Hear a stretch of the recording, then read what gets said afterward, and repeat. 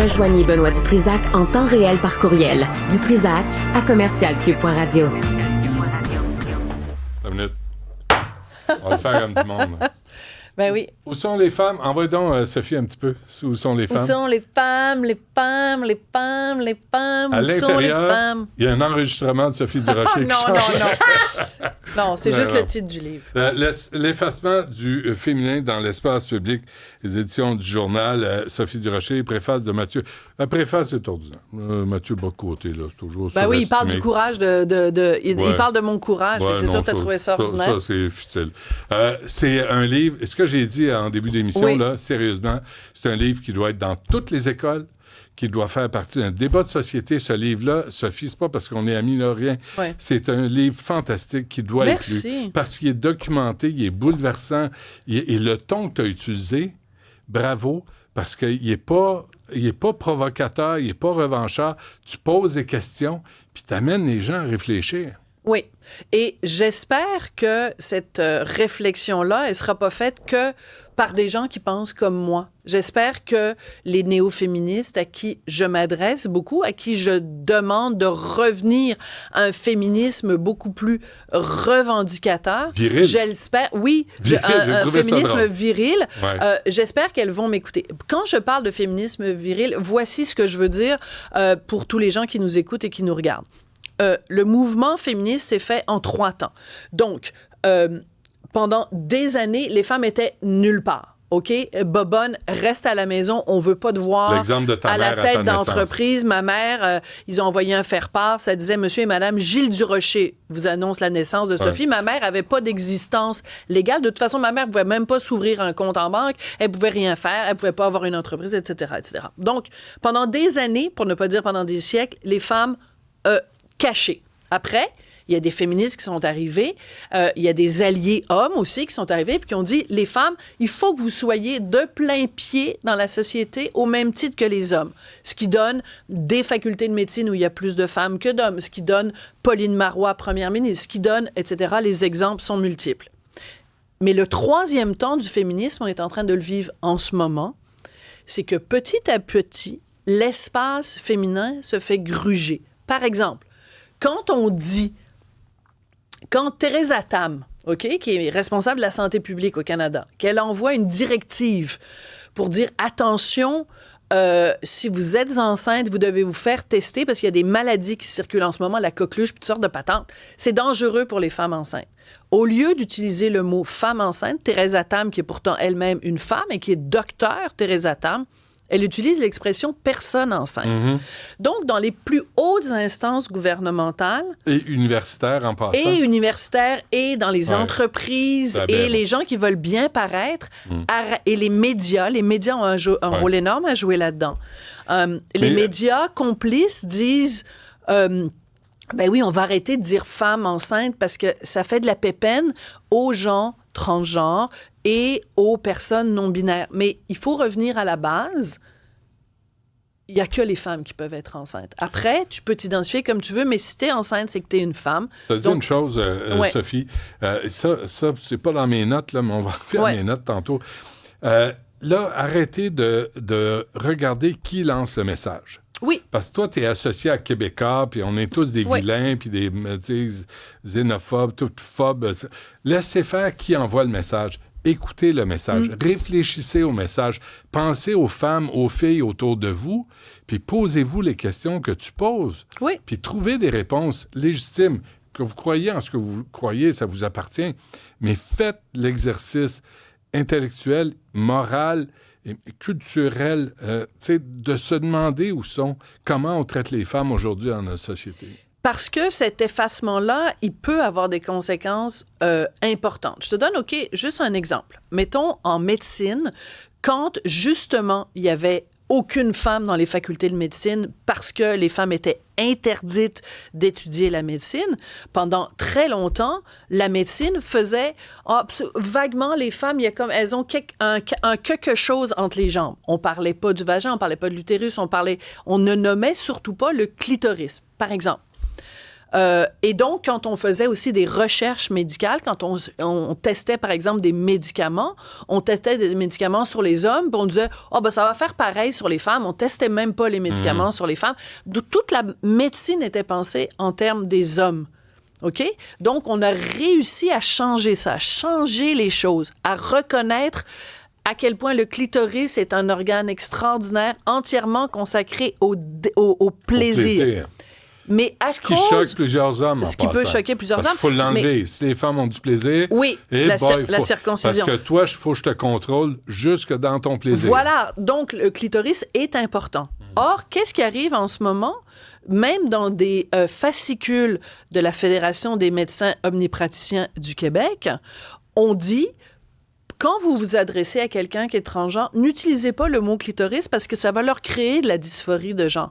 Donc, on est en train de dire à des médecins qui ont fait leurs études, qui connaissent l'anatomie, que pour préserver, et je comprends qu'il y a des gens qui font de la dysphorie de genre, mais ne nous enlevez pas les dénominations anatomiques qui sont propres aux femmes. Ouais. Parce que ça nous a coûté cher d'en arriver là, d'en arriver à la reconnaissance des spécificités féminines. Ne venez pas les enlever, ne venez pas les effacer. C'est tout ce que je dis. Et il n'y a aucune agressivité envers aucun groupe dans la société. Je demande juste qu'on ait la place qui nous revient et pour lesquels nos prédécesseurs se sont battus. Ouais. En même temps, tout ça, t'en parlais hier soir, il y a une petite victoire là, qu'on a à l'Hôtel de Ville de Montréal. C'est une petite victoire, mais qui veut dire beaucoup. Là. Oui, alors la petite victoire, on en avait parlé, c'est que cette affiche qui accueille les gens à l'Hôtel de Ville de Montréal, où il y a 2 hommes, une femme, et la seule femme, donc la Montréalaise, est voilée. Petite victoire, parce que sous la pression, entre autres, de Paul Saint-Pierre Plamondon, l'affiche va être retirée. Mais pas juste Paul Saint-Pierre Plamondon, il y a des gens du mouvement laïque québécois qui se sont battus. Il y a le groupe pour les droits des femmes qui se sont battus également.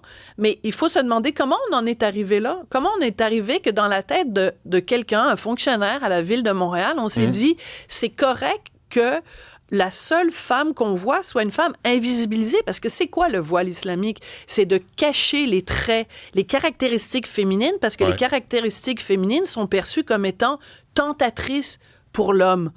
Donc, alors, on a un gouvernement municipal, voilà. On va cacher la femme. Voilà, et on a un gouvernement municipal, donc, qui dit, c'est correct d'effacer la femme. Et moi, ce que je dis, c'est non. Ça n'est pas correct d'effacer la femme d'aucune façon. À la page 22, comment en sommes-nous arrivés là? Comment en sommes-nous arrivés là? Et c'est là qu'on revient à mon féminisme viril. C'est-à-dire qu'on a un féminisme aujourd'hui qui est gentil, qui est bienveillant, qui est accueillant, qui est inclusif. Mais en étant trop inclusive, mesdames, vous vous retrouvez à vous exclure vous-même. C'est ça. En fait, si tu veux résumer dans une phrase, c'est le cœur de mon livre. En voulant inclure des minorités religieuses, en voulant inclure des minorités de genre, en voulant inclure, vous avez oublié, chères féministes, que le cœur de votre combat, c'est toujours bien la visibilité des femmes. Mais donc, ne faites aucun compromis là-dessus. En voulant être courtoise, ça se dit courtoise? Oui, courtoise. Tu tiens la porte. Tu tiens la porte aux autres, mais tout le monde passe devant toi. Voilà, c'est une excellente image. Je lisais ton livre, puis je me dis, sacre à mouille, à vouloir tellement être gentille, gentille, tout le monde abuse de toi. Oui, tout le monde abuse. C'est-à-dire que chacun a des droits à revendiquer et ces droits individuels sont peut-être parfaitement. Non, mais ils sont parfaitement légitimes. Mais ils devraient arrêter d'être la priorité des féministes à partir du moment où ils grugent justement sur les droits des femmes. Tu sais, quand c'est, je veux dire, un groupe quand même de défense du droit à l'avortement qui dit des personnes capables de grossesse. C'est parce que ça s'appelle une femme. Non, mais tu sais, il y a tellement d'exemples. Moi, je ne veux pas aller dans le détail parce que je veux que les gens lisent. Mais moi, je te l'ai dit, je t'ai écrit, parce que j'ai été bouleversé, surtout à la fin. Tu sais, tu nous amènes là, puis jamais, moi, je me suis senti agressé. en lisant ce livre-là. Je suis un homme, là, puis je suis pas un homme parfait. J'ai pas eu un rapport parfait avec les femmes, mais jamais je me suis senti agressé, mais je me suis senti obligé de réfléchir à certaines questions. Et la fin sur les Israéliennes, oui. Vraiment, là, ça brise le cœur. Oui, ça brise le cœur parce que ce qui s'est passé le 7 octobre 2023, c'est un exemple de féminisme à géométrie variable. Ce que je veux dire par là, c'est que en général, on l'a vu plein de fois ici au Québec, une femme va sur la place publique et dit « j'ai été violée ». Ça viendrait à l'idée de personne de dire « quelle était la religion de ton agresseur ?» Toi, t'as voté pour qui aux dernières élections? Or, c'est ce qu'on a fait aux femmes israéliennes. On leur a dit, les gars qui vous ont agressé, ce sont des combattants de la liberté. Les gars du Hamas. Des résistants. Des combattants de la liberté. Où on leur a dit, écoute, en tout cas, bref. Non, mais c'est parce qu'il y a un groupe féministe à un moment donné qui m'a écrit en disant « Oui, mais les femmes israéliennes, quand même, le gouvernement Netanyahou. » Et là, je me disais « Attends 2 secondes, là. Diriez-vous ça à une femme? » Une femme québécoise qui se fait violer, lui diriez-vous « Ouais, mais le gouvernement Legault, quand même. » Qu'est-ce qu'une femme, une jeune femme de 22 ans qui a été violée le 7 octobre au festival de musique Nova, qu'est-ce qu'elle en a à foutre? Qu'est-ce qu'elle a à voir avec les politiques de Netanyahou? En quoi elle devrait être... Son viol devrait être moins grave parce que elle fait partie d'un pays qui, dans l'imaginaire populaire de certains, est un pays agresseur. Peut-être que son pays est un agresseur, ça se discute, mais elle n'est pas une agresseur. Ouais. Donc, il faut remettre les choses en perspective. Et je donne plein d'exemples de femmes et d'hommes qui ont dénoncé le silence assourdissant. On ne fera pas de chronique, Sophie. Ouais, moi, je veux OK. qu'on parle de ton livre. Il y a des gens qui vont dire, oui, mais en même temps, regarde, là, en politique, là, il y a plein de femmes. Dans les universités, il y a plein de femmes. Oui. Les femmes ne sont pas effacées. Là, Non. Elles prennent leur place. Mais c'est ça, mais c'est la contradiction fondamentale.